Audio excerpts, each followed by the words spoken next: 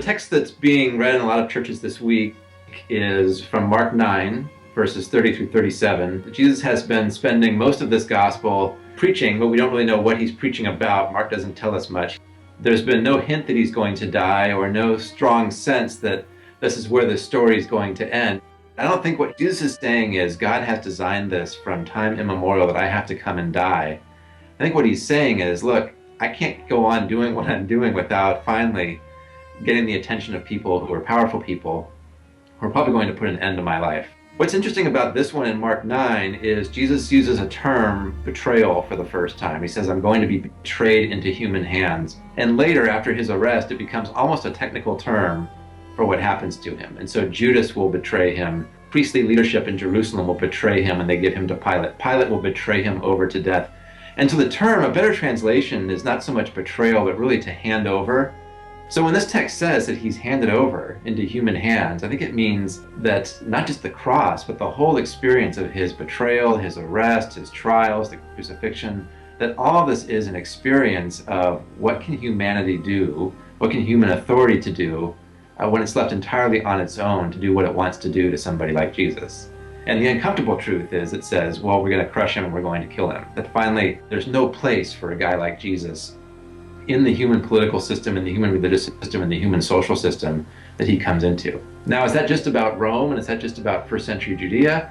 I don't think so. There's a way in which there's a kind of timelessness to this that says, look, when the Messiah comes, there's always something about him that doesn't quite fit our systems or our sense of values or obligations and priorities. He always comes up against that, and human authority finally will resist him and really have its own way with him. It's an uncomfortable truth, but I think it's part of what's going on here in Mark 9. These are hard texts to figure out how do these relate to our lives, because in some ways they say more about Jesus and his own fate than they do about what does it mean to be Christian or what is God interested in about our lives. But I think there are some things that are worth noting. One is these predictions of Jesus' death come at a particular part in Mark's gospel. They come in the center. They come after you've had all of this healing ministry and speculation about who Jesus really is. And so it comes to at a point in the gospel where Jesus finally says something about his identity, where he finally talks about who he is and what he's come to do. And the shocking thing is he says, I've come actually to die. I've come to be a victim, not to lead a revolution or not to seize power.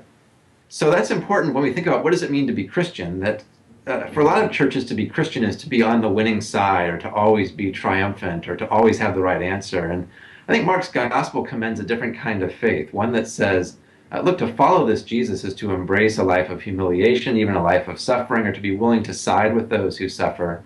And that's where greatness comes from. And so there's no accident that immediately after this passion prediction in Mark 9, his followers start to debate, well, who's the greatest or who's the most important among us? And he says it's not about that. What actually greatness comes from being a servant and not from being one who's always served.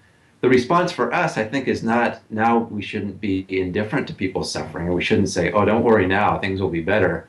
Rather, it's to take suffering, I think, even more seriously than we might have otherwise. What does it mean to enter into other people's pain and suffering in those moments? I think, in a way, these passion predictions, these predictions of Jesus' death, issue a kind of imperative to Christians to care about that kind of stuff and to be involved with the experience of really the least among us and those who suffer the greatest among us.